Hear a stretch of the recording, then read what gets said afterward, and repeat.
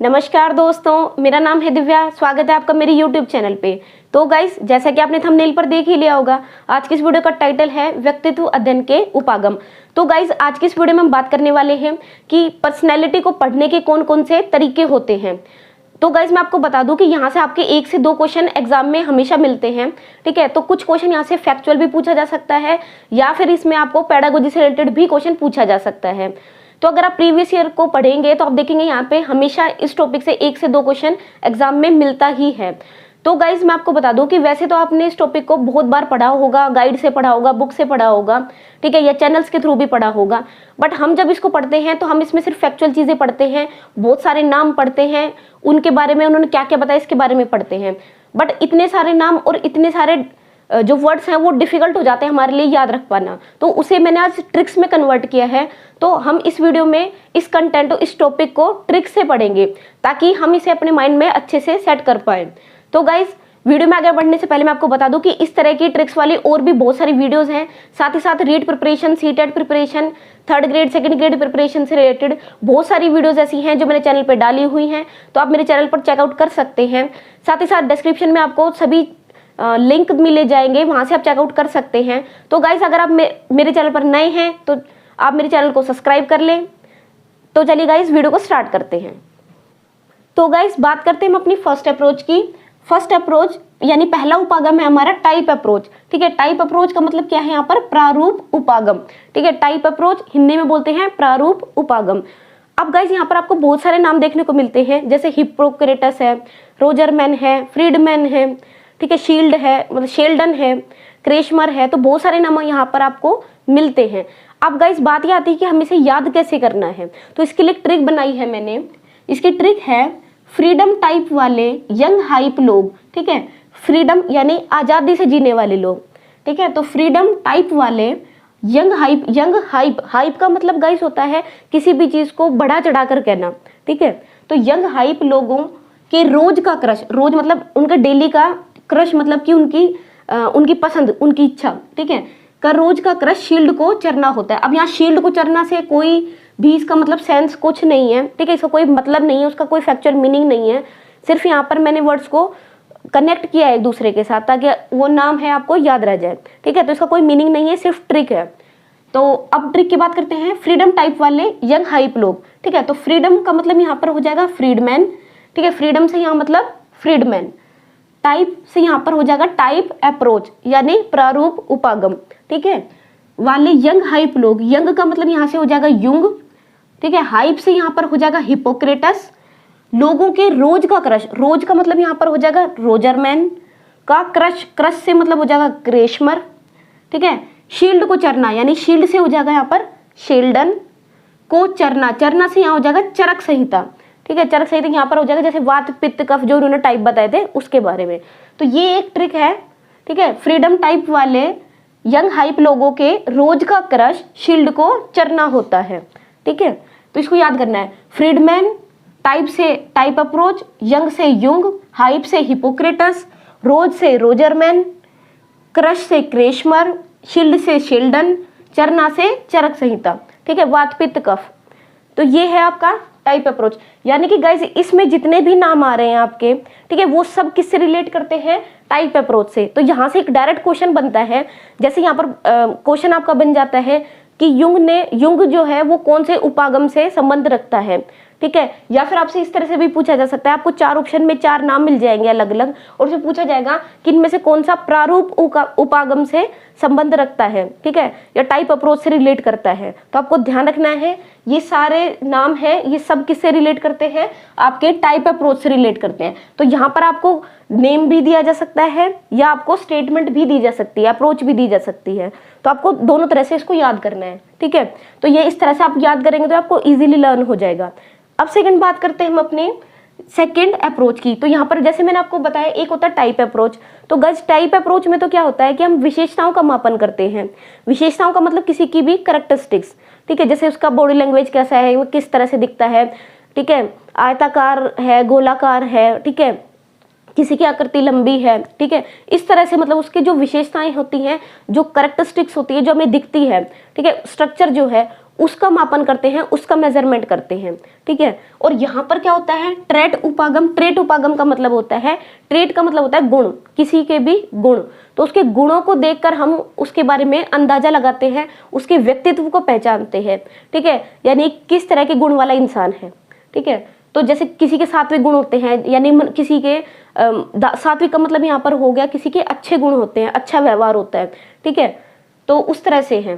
तो यहाँ पर ट्रेट अप्रोच का मतलब हो गया यहाँ पर आपके विशेषक, इसको हिंदी में बोलते हैं विशेषक, या आप इसको गुण अप्रोच भी बोल देते हैं, ठीक है। इसमें हम गुणों का मापन करते हैं। तो आप यहाँ याद रखेंगे, यहाँ पर हम विशेषताओं का मापन करते हैं, ठीक है, विशेषताओं का मापन करते हैं, और यहाँ पर हम गुणों का मापन करते हैं, ठीक है, गुणों का मापन करते हैं।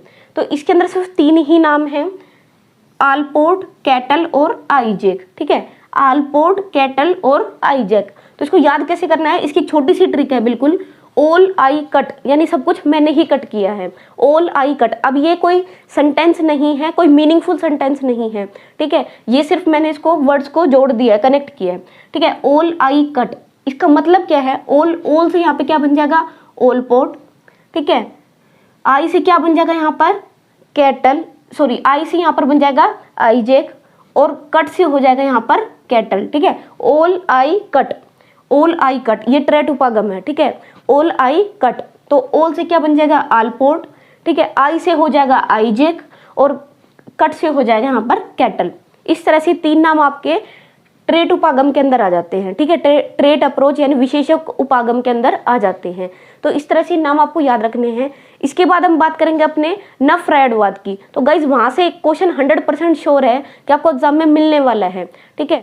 गाइज अब बात करते हैं नफ्रायडवादी उपागम की। नफ्रायडवादी का मतलब क्या है गाइज, मैं आपको बता दूं कि यहाँ पर 2 उपागम थे, ठीक है। एक था फ्रायडवादी उपागम, या आप जिसको कह सकते हैं मनोविश्लेषणात्मक उपागम। ये किसने दिया था, फ्रायड ने दिया था, ठीक है। तो एक तो विश्लेषणात्मक उपागम था, मनोविश्लेषणात्मक उपागम, जो कि फ्रायड ने दिया था। और एक उसके बाद एक उपागम आया था जिसको हम कहते हैं नव विश्लेषणवादी, या आप कह सकते हैं पश्चिम फ्रायडवादी, यानी पोस्ट उसके बाद आने वाला, ठीक है, फ्रायडवाद के बाद जो लोग आए थे वो। तो ये थे नव विश्लेषणवादी आप कह सकते हैं, या पश्चिम फ्रायडवादी कह सकते हैं। फ्रायडवादी क्या थे गाइज, ये इन्होंने पहले फ्रायड के साथ ही काम किया था, यानी कि उनके एलिमेंट्स के साथ ही उन्होंने उनको समझा, उनको पढ़ा, उनके साथ काम किया था। लेकिन बाद में इन्होंने क्या किया, इन्होंने उससे थोड़ा सा उसको चेंज कर दिया। उन्होंने जो एलिमेंट्स बताए थे मन को लेके, चेतन अवचेतन को, उनको इन्होंने चेंज कर दिया, ठीक है। इनके साथ उन्होंने उसको किससे चेंज किया, उन्होंने कुछ अपने एलिमेंट्स दिए, जैसे एक तो क्रिएटिविटी दिया, ठीक है, क्रिएटिव मतलब यहाँ पे सृजनात्मक से है, ठीक है, सृजनात्मकता दी, कि इन्होंने बताया कि कुछ एलिमेंट्स हैं जो व्यवहार के अंदर जोड़े जाने चाहिए, जैसे क्रिएटिविटी, ठीक है, जैसे क्या हो जाएगा, क्रिएटिविटी यानी सृजनात्मकता। सेकेंड एबिलिटी का मतलब होता है काम करने की क्षमता, ठीक है। और तीसरा हो जाएगा सोशल फैक्टर्स, और कुछ इन्होंने सोशल फैक्टर्स भी दिए थे, जैसे समाज है, वातावरण है, ठीक है, इस तरह से चीजें इन्होंने डाली थी।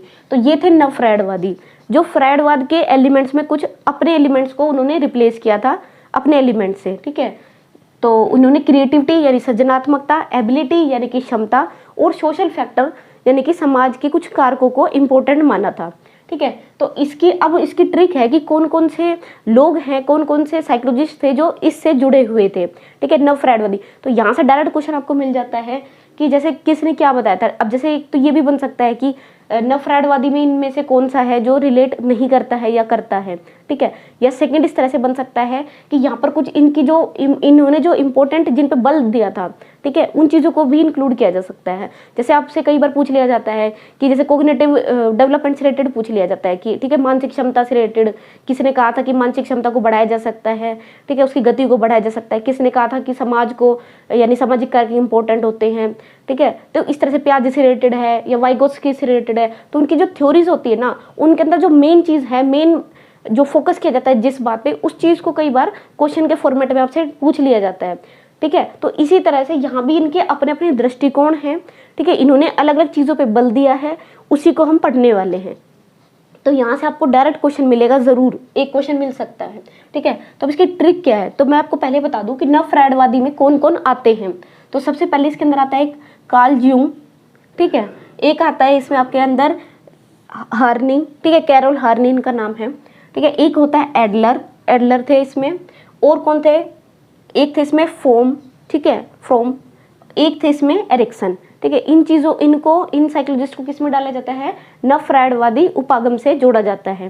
तो गाइस अब बात करते हैं इसके ट्रिक की। तो ट्रिक क्या है यहाँ पर, नव फ्रायडवादियों की जंग में, ठीक है, सपोज नव फ्रायडवादियों की आपस में क्या हो रही है, जंग हो रही है, कंपटीशन हो रहा है इन साइकोलॉजिस्ट का, ठीक है। तो उसकी जंग में कार्ल जुंग, यानी काली जंग में, ठीक है, जंग हमेशा क्या होती है, काली ही होती है, ठीक है, कुछ ना कुछ नुकसान ही होता है, तो हम उसको काली जंग ही बोलते हैं, ठीक है। उसमें कॉम्पिटिटर सिपाही मतलब अब जैसे एक जंग हो रही है तो उसके अंदर दो जो आमने सामने लोग होंगे वो क्या होंगे, जो आपस में लड़ रहे हैं वो क्या है, कॉम्पिटिटर ही तो है एक दूसरे के। तो कॉम्पिटिटर सिपाही सामूहिक रूप से अचेतन होकर, ठीक है, सामूहिक रूप से यानी ग्रुप बनाकर, ठीक है, और अचेतन अवस्था, जैसे आपको पता ही है अचेतन मन, मैंने अभी आपको बताया ही है, ठीक है, होकर आशावादी हारनी से। अब ये भी क्या है, एक साइकोलॉजिस्ट है, ठीक है, आशावादी हारनी, ठीक है। अब इनको आशावादी हारनी क्यों कहा गया, क्योंकि इन्होंने आशावादी दृष्टिकोण दिया है, ठीक है, जिसके बारे में अभी हम बात करेंगे। आशावादी हारनी से उसके एडे लाइफस्टाइल का मतलब मैंने यहाँ से जोड़ा है कि कुछ डिफरेंट लाइफस्टाइल, एक अपना लाइफस्टाइल, ठीक है, से समाज में फॉर्म करने का मतलब क्या हुआ, ठीक है, समाज में परफॉर्म करने की, समाज में कौन व्यक्ति किस तरह का व्यवहार कर रहा है, ठीक है, कि तर्क और चेतन युक्त अनियत एरिक तरीके। अब तर्क और चेतन मतलब कि एरिक्सन जो थे उन्होंने तर्क और चेतन जो शक्तियां थी उन्हें इंपॉर्टेंट माना था, ठीक है। तो ये पूरा आपका ये है ट्रिक है, ठीक है। तो अब इसको हम कैसे याद करेंगे, नव फ्रायडवादियों की जंग में, ठीक है, नव फ्रायडवादियों की काली जंग में, तो नव फ्रायडवादियों से यहाँ पर हो जाएगा नव फ्रायडवादी उपागम, ठीक है, कि काली जंग का मतलब यहाँ पर क्या हो जाएगा, काल युंग में कंपिटिटर सिपाही, कंपिटिटर का मतलब क्या होता है, प्रतिस्पर्धी शक्तियां। इन्होंने क्या बताया था गाइस, कार्ल युंग ने क्या बताया था कि व्यक्ति के व्यवहार के अंदर कुछ शक्तियां होती है और वो कैसी होती है, कंपिटिटर शक्तियां, यानी कि कंपटीशन करने वाली प्रतिस्पर्धात्मक शक्तियां होती हैं जो व्यक्ति को कार्य करने के लिए फोर्स करती हैं, ठीक है, व्यवहार करने के लिए उसको फोर्स करती हैं, ठीक है। और सामूहिक रूप से अचेतन, ये गाइस बहुत इंपॉर्टेंट है ये, ठीक है, सामूहिक रूप से, कई बार आपसे क्वेश्चन पूछ भी लिया जाता है कि सामूहिक अचेतन पर किसने बल दिया था, तो सामूहिक अचेतन पर किसने बल दिया था, कार्ल युंग ने, ठीक है। आपको ध्यान रखना है यहाँ पे सामूहिक अचेतन की बात हो रही है, ना कि खाली अचेतन मन की, नहीं, सामूहिक अचेतन की बात हो रही है। तो सामूहिक अचेतन पर किसने बल दिया था, कार्ल युंग ने, ठीक है।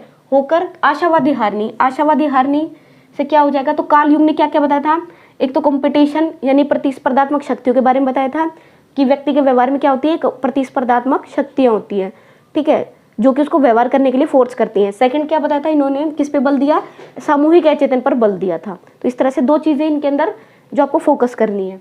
तीसरा बात है आशावादी हारनी, ठीक है। अब एक साइकोलॉजिस्ट है हारनी, तो कैरोल हारनी इनका पूरा नाम है, और इन्होंने किस दृष्टिकोण पे बल दिया, तो इन्होंने आशावादी दृष्टिकोण पे बल दिया था। गाइज आशावादी दृष्टिकोण में इन्होंने क्या बताया था, इन्होंने बताया था कि इनका जो मतलब जो भी दृष्टिकोण था वो ये बच्चों को लेकर था। इन्होंने बताया था कि हमेशा इंसान को क्या होना चाहिए, आशावादी होने चाहिए, एक जो बोलते हैं ऑप्टिमिस्टिक अप्रोच लेके चलनी चाहिए, ठीक है, हमेशा आशावादी होना चाहिए, चीज़ों को पॉजिटिवली लेके चलना चाहिए। तो ये इनका दृष्टिकोण था। उसके एडे लाइफस्टाइल, अब एडे लाइफस्टाइल से मतलब क्या है, एडे से यहाँ पर होता है एडलर, ठीक है। एडलर ने क्या बताया था, जीवन शैली को बताया था। एडलर ने क्या बताया था, जीवन शैली मतलब उन्होंने बताया था कि लाइफस्टाइल का एक तरीका होता है, ठीक है, और हमेशा हर आदमी के जो जीवन का उद्देश्य होता है वो उसका लाइफस्टाइल ही होता है, ठीक है, उसका लाइफस्टाइल होता है, ठीक है। तो एडलर गाइज ये एक बहुत इंपॉर्टेंट है, आप इनको जरूर पढ़ें। एडलर ने एक जीवन शैली दृष्टिकोण पे बल दिया था, जो कि उन्होंने बताया था कि व्यक्ति का व्यवहार जो है लास्ट में उसका उद्देश्य क्या होता है, उसका लाइफस्टाइल होता है, यानी कि अच्छे से अच्छा लाइफस्टाइल जैसे वो जीता है तो वो उसको उतना ही प्रेफरेंस में माना जाता है, ये उन्होंने बताया था। समाज में फॉर्म करने से मतलब हो जाएगा यहाँ पर फ्रोम ने क्या बताया था, फ्रोम एक साइकोलॉजिस्ट है, उन्होंने कहा था कि मनुष्य क्या है, एक सामाजिक प्राणी है, और वो समाज में जिस तरह से रहता है वही उसका दृष्टिकोण है, वही चीज़ें उसको अफेक्ट डालती है उसके ऊपर, ठीक है। नेक्स्ट बात करते हैं यहाँ पे तर्क और चेतन युक्त अनियत एरिक तरीके, ठीक है, तर्क और चेतन युक्त अनियत एरिक तरीके का मतलब यहाँ पर हो गया एरिक्सन से ने किस पे बताया था, अनियंता एक चीज है, एक वर्ड है, आपको एज इट इज याद रखना है कि इन्होंने अनियंता पर बल दिया था, ठीक है। साथ में तर्क और चेतन युक्त प्रक्रिया, इन्होंने बताया था कि जो व्यक्ति का व्यवहार होता है वो कैसा है, तर्क और चेतन युक्त प्रक्रिया, यानी कि व्यक्ति हमेशा सोच समझकर, ठीक है, तर्क युक्त तरीके से यानी सोच समझकर चीजों को डील करता है, समझता है, ठीक है। तो ये इनका पूरा जो था उपागम था। नव फ्रायडवादी क्या बताया था इन्होंने, नव फ्रायडवादियों की जंग में यानी कि नव फ्रायडवादी के अंदर कौन कौन आता है? कार्ल यूंग ने क्या बताया था कि कॉम्पिटिशन शक्तियां होती हैं, प्रतिस्पर्धात्मक शक्तियां होती है जो कार्य करती हैं, और साथ साथ इन्होंने किस पे बल दिया था? सामूहिक अचेतन पर बल दिया था। ठीक है, सामूहिक रूप से अचेतन होकर आशावादी हारने से, यानी आशावादी हारने का मतलब क्या हो गया? आशावादी दृष्टिकोण किसने दिया था? कैरोल हारने ने। ठीक है, इसके बाद उसके एडे लाइफस्टाइल से, एडे लाइफस्टाइल का मतलब क्या हो गया? एडलर ने क्या बताया था? जीवन शैली के बारे में बताया था। ठीक है, कि व्यक्ति का जो व्यवहार होता है वो लाइफस्टाइल ही उसका सबसे मेन फोकस होता है, उसी के लिए वो व्यवहार करता है। ठीक है, और जो जैसा अच्छा व्यवहार करता है उसका लाइफस्टाइल जितना अच्छा इंप्रूव होता है, यानी उसका व्यक्तित्व उतना ही अच्छा समझा जाता है। तो समाज में लाइफस्टाइल से समाज में फॉर्म करने यानी फ्रॉम ने क्या बताया था कि मनुष्य क्या है? एक सामाजिक प्राणी है। ठीक है, और इन्होंने समाज को इंपॉर्टेंट माना था। ठीक है, दूसरा था, लास्ट है हमारा एरिक एरिक्सन ने क्या बताया था? तर्क और चेतन युक्त प्रक्रिया बताया था कि व्यवहार जो होता है वो व्यक्ति सोच समझ कर करता है। ठीक है, तो इस तरह से तर्क और चेतन युक्त प्रक्रिया को बताया था। तो गाइज अब बात करते हैं अपने नेक्स्ट उपागम की, जो कि फ्रायडवादी उपागम। फ्रायडवादी उपागम में कौन आता है? आपको पता है, एक ही नाम इसमें, मनोविश्लेषणात्मक यानी सिगमंड फ्रायड। ठीक है, जिन्होंने मनोविश्लेषणात्मक सिद्धांत दिया था। ठीक है, तो सिगमंड फ्रायड किसके अंदर आ जाएंगे? फ्रायडवादी सिद्धांत, या आप कह सकते हैं मनोविश्लेषणात्मक उपागम के अंदर। अब बात करते हैं नेक्स्ट हमारी सांस्कृतिक उपागम के अंदर। तो सांस्कृतिक उपागम में कौन आते हैं? जिन्होंने सांस्कृतिक यानी संस्कृति वाले पर्यावरण को, एनवायरनमेंट को इंपॉर्टेंट माना था। ठीक है, संस्कृति को इंपॉर्टेंट माना था। ठीक है, वो आ जाएंगे हमारे सांस्कृतिक उपागम के अंदर। नेक्स्ट इसके बाद हम बात करते हैं मानवतावादी उपागम। मानवतावादी उपागम में हमारे आते हैं अब्राहम मैस्लो। ठीक है, मैस्लो ने क्या बताया था? आवश्यकता सिद्धांत दिया था। जैसे आपको पता है, इन्होंने लास्ट आत्म सिद्धि को माना था और सबसे पहला शारीरिक आवश्यकता को माना था, भूख प्यास नींद वाला। ठीक है, तो ये इनका आवश्यकता सिद्धांत किसके अंदर आता है? मानवतावादी। ये कई बार एग्जाम में आपसे पूछ भी लिया जाता है कि मानवतावादी जो उपागम है, मानवतावादी जो सिद्धांत है वो किसका है? ठीक है, तो ये मैस्लो का है, अब्राहम मैस्लो का सिद्धांत है। इसको हम आवश्यकता सिद्धांत भी कहते हैं। ठीक है, क्योंकि उन्होंने 5 आवश्यकता बताई थी। ठीक है, तो इस तरह से मानवतावादी के अंदर कौन आ जाता है? Abraham Maslow. अब बात करते हैं नेक्स्ट हमारे डायमेंशन उपागम, विमीय उपागम। ठीक है, इसको हम, विमीय का मतलब इंग्लिश में इसे हम डायमेंशन बोलते हैं। ठीक है, तो डायमेंशन उपागम आ जाएगा हमारा। अब इसकी एक ट्रिक है, आई और डाई। ठीक है, एक जैसे इसका रिदम बन रहा है, आई और डाई। तो आई से क्या हो जाएगा? आईजैक और, ठीक है, यहाँ पे आप मान सकते हैं दोनों का मिला के आइए, आईजैक और क्रिस्टा मेके। ठीक है, क्रिस्टा मेक्रे, ये दोनों नाम किसके अंदर आ जाते हैं? डायमेंशन। आई डाई से हो जाएगा डायमेंशन। तो आईजैक और क्रिस्टा मेक्रे ये किसके अंदर आ जाते हैं? डायमेंशन यानी विमीय उपागम के अंदर आ जाते हैं। अब बात करते हैं हमारी लास्ट, भावमूलक उपागम। भावमूलक उपागम गाइस क्या होता है? इसकी एक ट्रिक है। ठीक है, इसमें बेसिकली क्या है? भावों से रिलेटेड बात की गई थी। तो यहाँ पर इसका उपागम हो जाएगा, इसकी ट्रिक हो जाएगी, एयरपोर्ट चल भाव मत खा, यानी कि भाव मत खा से हो जाएगा भावमूलक उपागम, और एयरपोर्ट से हो जाएगा यहाँ पे ओलपोर्ट। ठीक है, ओलपोर्ट और भावमूलक उपागम। तो ये कुछ उपागम थे, यानी व्यक्तित्व अध्ययन के जो अप्रोचेज थी। ठीक है, यहाँ से आपको 1 से 2 क्वेश्चन मिल जाएंगे। सबसे इंपॉर्टेंट इसमें है नव फ्रायडवादी और टाइप एंड ट्रेट अप्रोच, वो आपको ध्यान रखना है, बाकी तो आपको एक बार पढ़ते ही याद हो जाएंगे। ठीक है, आई होप गाइज आपको ये वीडियो पसंद आई होगी। अगर आपको ये वीडियो पसंद आई हो तो प्लीज़ लाइक करें, शेयर करें, चैनल को सब्सक्राइब करें। Thank you so much, bye bye.